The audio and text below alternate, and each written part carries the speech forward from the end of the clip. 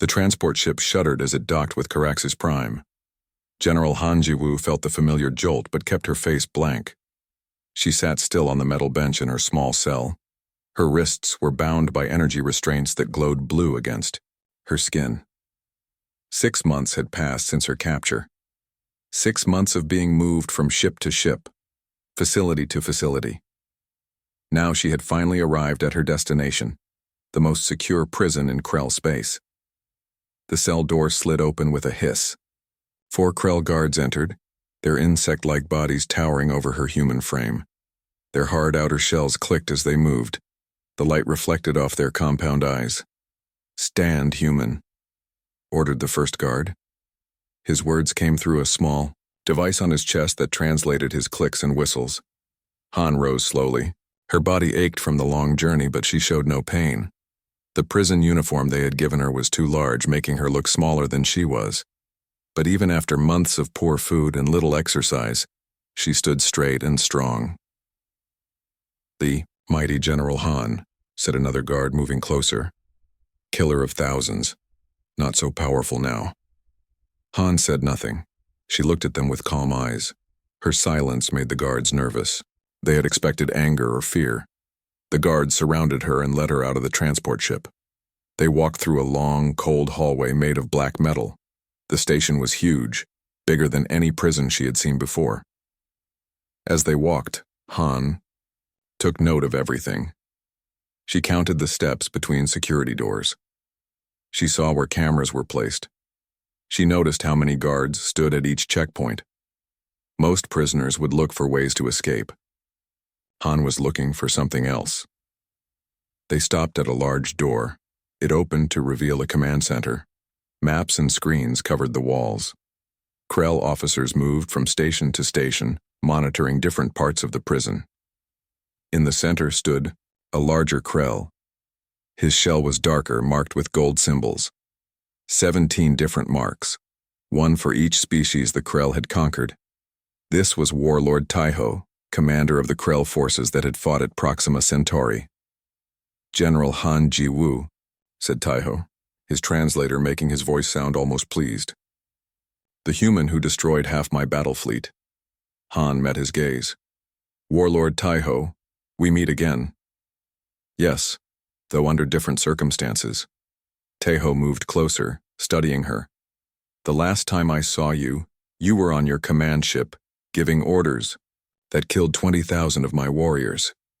And you were ordering an attack on a civilian colony." Han replied calmly. Taiho's mandibles clicked rapidly, a sign of anger. "Your imprisonment here will be long and painful. We have special plans for you." Han's lips curved into a small smile. "I look forward to it." Her response confused Taiho. He had expected her to beg or threaten, not this strange calmness. "Take her to cell block D," Taiho ordered. "Maximum security." The guards pushed Han forward. They walked through more hallways, down 3 levels, through 6 security checks. At each one, Han memorized the code sequence, the number of guards, the time it took doors to open and close.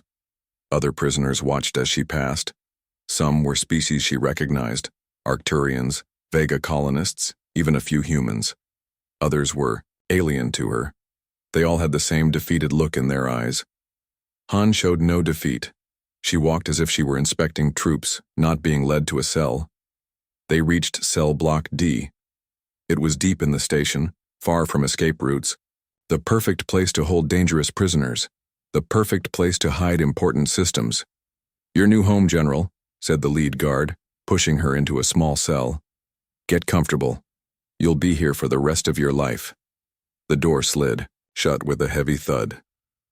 Han stood in the center of the bare cell. It contained only a bed, a toilet, and a small sink. The walls were solid metal. A single light glowed from the ceiling, too high to reach. Han sat on the bed. She closed her eyes and began to count. She counted the steps they had taken, the turns they had made, the security checks they had passed. In her mind, she built a map of Carax's Prime, not to find a way out, but to find what she had come for. 3 months ago, Han had discovered the Krell's plan to attack Earth. 2 months ago, she had volunteered for the mission that got her captured. 1 month ago, she had finally convinced her captors to send her to Caraxes Prime. Han opened her eyes. A small smile formed on her lips. Phase 1 was complete. Day after day, General Han Jiwoo sat in the same spot during recreation time. While other prisoners moved around the large hall, talking or playing simple games, Han sat cross-legged on the floor against the wall. She barely moved. Her eyes were always open, watching. The statue was at it again, one guard said to another, as they stood at their post. "Does she ever move?" "Not much," replied the second guard. "Humans are strange, this one especially." What the guards didn't see was how Han's eyes tracked everything. She noted when guards changed shifts. She saw which guards carried which weapons. She counted the seconds between security checks. She observed which prisoners talked to each other and which ones stayed alone. After 63 days, Han knew Caraxes Prime better than most of the guards who worked there. She knew Guard Ki-hoon always arrived 3 minutes late to his shift. She knew the camera in the northwest corner of the hall had a blind spot. She knew exactly how long it took for backup to arrive during problems. A tall, scaly prisoner approached Han during the recreation period on the 64th day. His skin was a dark green with black patterns. His name was Dongwon, a fighter from the Cygnus arm of the galaxy. "You sit and watch, human," Dongwon said, standing over her. "Day after day you look for ways out?" Han looked up at him with calm eyes. "Just passing time." "You waste your time," he said, lowering his voice. "No one escapes Caraxes. Many have tried. All have failed." A small smile touched Han's lips. "Escape isn't what I'm after." Dongwon looked confused, then walked away. Han returned to her observations. She had learned many things about the Krell in her time here. One important fact was their strange fear of odd numbers. In Krell religion, even numbers were lucky. Odd numbers were cursed. They would never place 3 guards at a post. Always 2 or 4. They would never schedule something for the 3rd day of a week. Han began to use this knowledge. In her cell, she arranged her few items, her cup, her brush, her blanket, in groups of 3. The guards noticed. They would come in while she was at recreation time and rearrange them to groups of 2 or 4. Han would put them back in 3s. Guard Jinwoo, who checked her cell most often, began to complain of bad dreams. Other guards, assigned to her block, reported the same. They began to avoid looking directly at her. On the 70th day, the interrogations began. Han was taken to a small cold room deep in the prison. 3 Krell officers waited for her. One was Scientific Officer Yuna, known for her cruel methods. "General Han," Yuna said, her translator making her voice sound flat. "We have questions for you." Han sat calmly in the hard chair. "I'm sure you do." For hours they asked her about Earth's defenses, about military plans, about weapons. Han gave them nothing useful. But with each question, she learned something about their concerns. They asked 5 times about Earth's orbital colonies. They asked about Earth's deep space radar systems. They seemed worried about something being detected.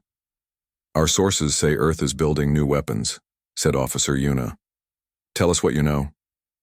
"I've been your prisoner for months," Han replied. "I know nothing of new weapons." But now Han knew what worried them. They feared Earth had discovered something. After the session, as they led her back to her cell, Han began to form a plan. 3 days later, during recreation time, Han started a fight with another prisoner. Guards rushed to stop it. In the confusion, Han slipped away from the main group. She had 20 seconds before the cameras would detect her missing. She ran to a terminal she had seen guards use. It was unlocked, just as she had observed 2 weeks earlier during shift change. Han's fingers flew over the strange controls. She input a code she had memorized before her capture, a code that would compress a message and hide it in normal system operations. The message was simple. "Fleet gathering, Earth target. Send help to Caraxes." Guards found her at the terminal. One struck her hard across the face. Blood ran from her lip as they dragged her to solitary confinement. "What did you do?" demanded the head guard. What did you access? Nothing, Han said. I got lost trying to find the bathroom. They didn't believe her. They threw her into a dark cell half the size of her regular one. No bed, no light, just darkness. Han sat on the cold floor tasting blood on her lip. She closed her eyes and smiled. The guards thought they had stopped her. They thought she had failed. They didn't understand that she had done exactly what she planned to do. In the darkness, Han began counting again.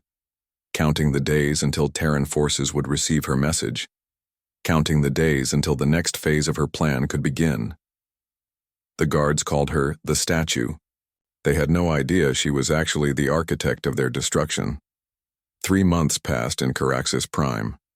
General Han no longer sat alone during recreation periods.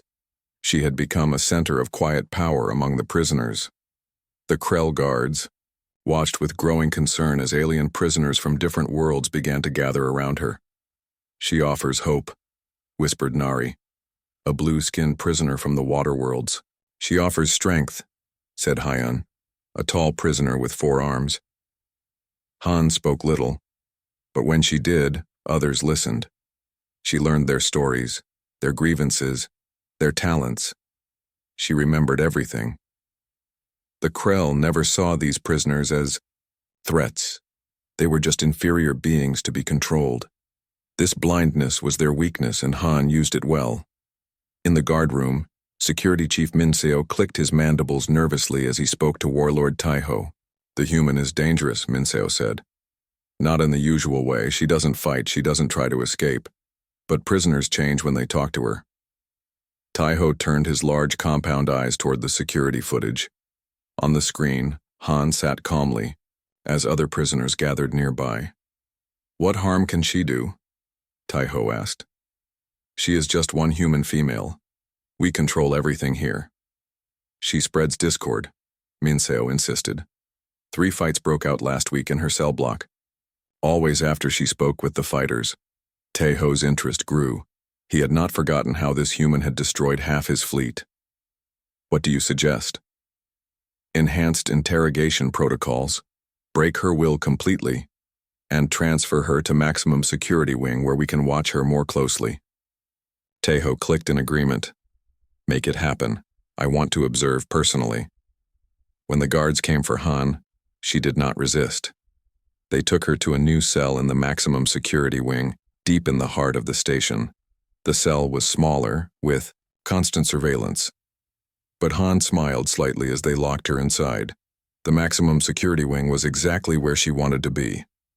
It was close to the station's core systems, the heart of Caraxes Prime.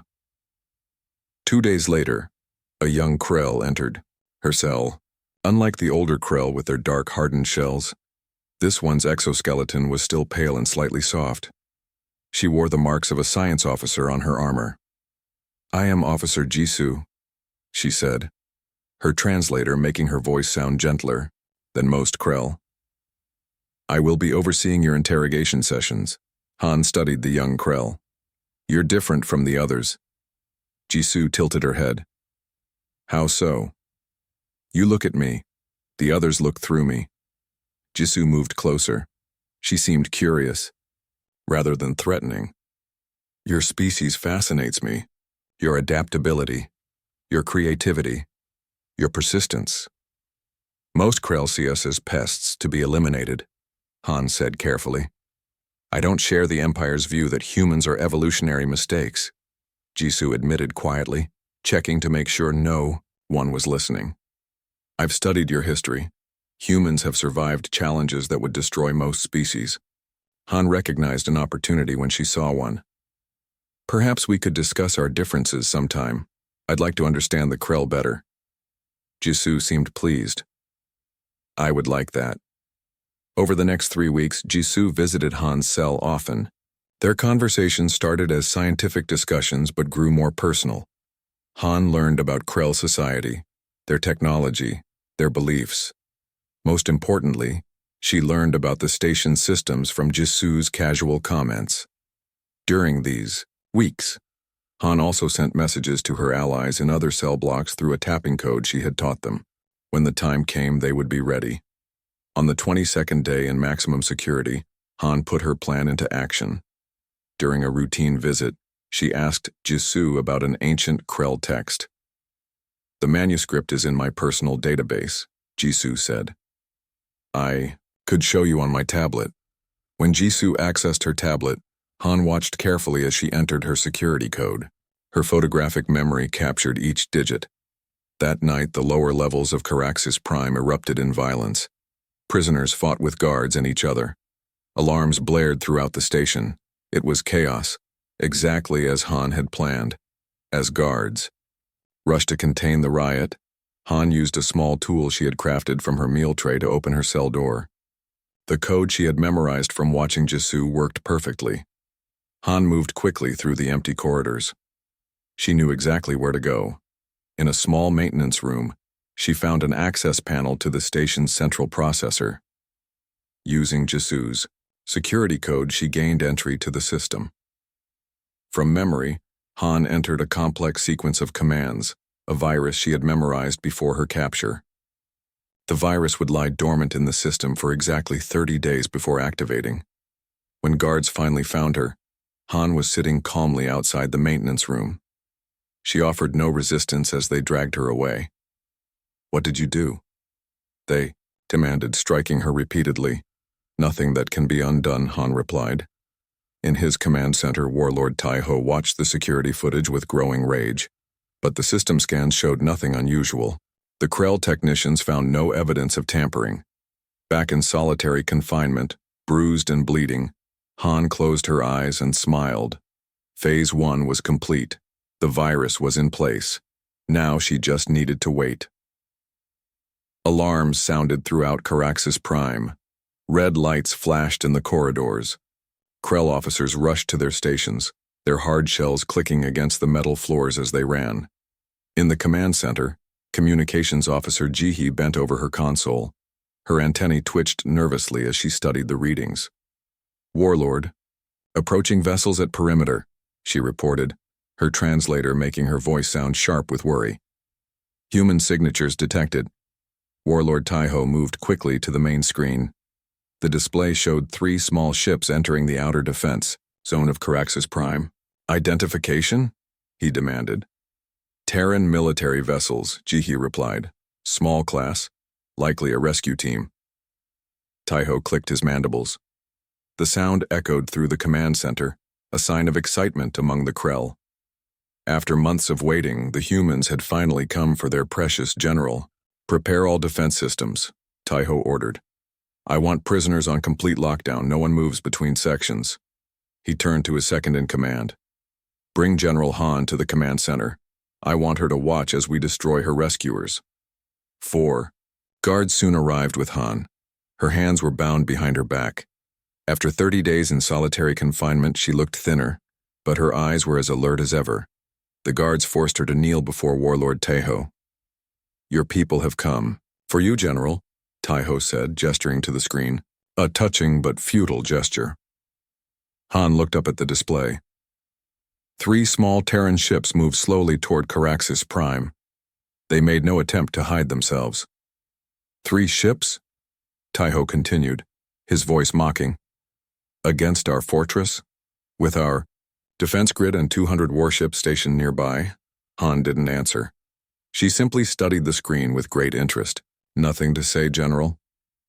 Taiho moved closer.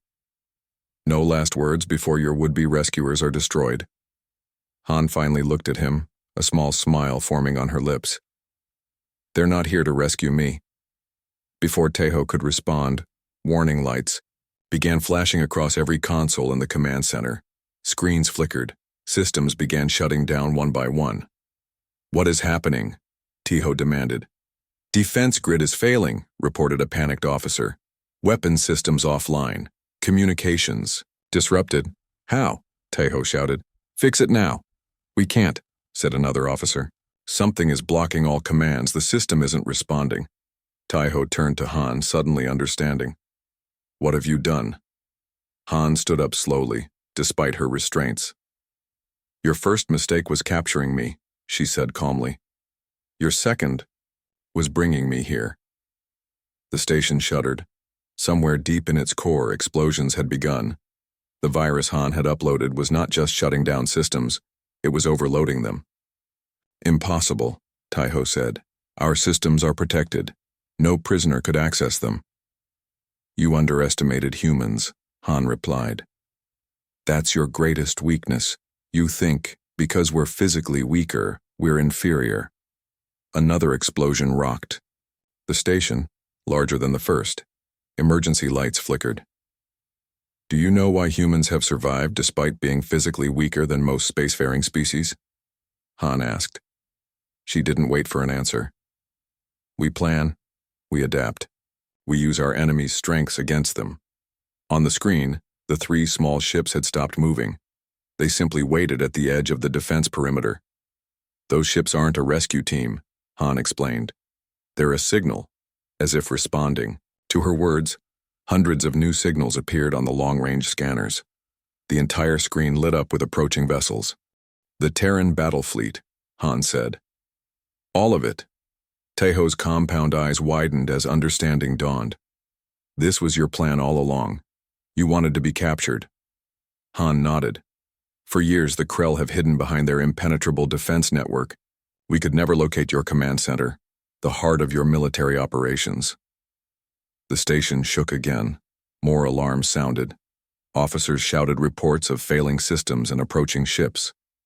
Then I realized, Han continued, what better, command center than a place no one would ever attack? A prison fortress in the heart of Krell space protected by your strongest defenses. Taiho stepped back. Caraxes Prime isn't just a prison. No, Han agreed. It's the control hub for your entire military network. That's why you brought me here, to keep me under your personal watch. And that's exactly what I wanted. On the screen, the Terran fleet moved closer. Without the defense grid, Caraxes Prime was vulnerable.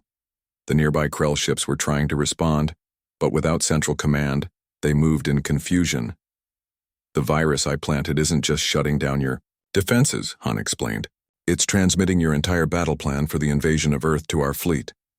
Another explosion, closer this time. The lights in the command center flickered and died, replaced by dim emergency lighting. You've lost, Warlord, Han said quietly. Your invasion fleet will never leave the shipyards. Your defense network is blind. And Caraxes Prime, the heart of your military, will soon be gone. Taiho stared at Han, seeing her truly for the first time. Not as a prisoner, not as an enemy, combatant, but as the architect of his destruction. Explosions echoed through Caraxes Prime. Red emergency lights cast a dim glow in the corridors.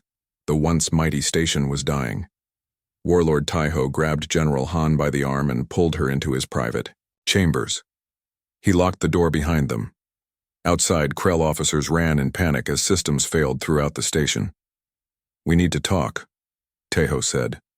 His voice was different now, no longer arrogant, but quiet and tense. Han stood calmly despite the chaos. The emergency lights made strange shadows on the walls. They made Taiho's insect-like face look even more alien. You planned this from the beginning, Taiho said. His mandibles clicked softly. Your capture was deliberate. Han looked at him steadily. After months of pretending to be defeated, she no longer needed to hide the truth. Yes, she said simply. But why? Why let yourself be captured? Why endure months of prison? Because this was the only way, Han explained. Caraxes Prime isn't just your strongest prison. It's the strategic command center for your entire invasion fleet. Another explosion shook the room. Dust fell from the ceiling. On a screen on the wall, they could see the space around the station. The 3 small human ships were now joined by hundreds more. The Terran battle fleet had arrived. For 6 years, your kind attacked human colonies, Han continued. You killed millions, and we could never strike back because we couldn't find your command center. Taiho watched the screen as his ships tried to form a defense line. Without central command, they moved without coordination. Your defense network was perfect, Han said, until I realized something. What better place to hide a command center than in a prison fortress, somewhere no enemy would ever think to attack? As she spoke, Han moved her hands behind her back. The restraints that had bound her wrists suddenly fell away. Taiho turned at the sound but didn't move to stop her. Han reached into a hidden pocket. In her prison uniform, she pulled out a small device no bigger than her thumb. "What is that?" Taiho asked. "The real reason I came here," Han replied. She pressed a button on the device. It lit up with a blue light. "The virus I planted opened a pathway," she explained. "This device is now connected to your central systems. It's transmitting the complete plans for your invasion of Earth to our fleet." Taiho's compound eyes reflected the blue light from the device. "You sacrificed yourself," he said. There was something like respect in his voice. "No," Han corrected. "I positioned myself." The station shook again, harder this time. Warning, lights flashed on the screen. Parts of Carax's Prime were beginning to break apart. "Why are you telling me this?" Taiho asked. "Why not just let me die in ignorance?" Han looked at him for a long moment. "Because I want you to understand. This is not just about revenge. It's about survival, yours and ours." "My survival?" Taiho seemed confused. "Yes, the Krell believe you must destroy all other intelligent life, but there is another way: coexistence, peace." Taiho clicked his mandibles in what might have been a laugh. "Peace? After this?" "This was necessary," Han said firmly. "But what comes after doesn't have to be more war. Your people can choose differently." A loud crash came from outside the chamber. The door buckled as something heavy hit it. "That will be my extraction team," Han said. "They're coming to take me home." The door burst open.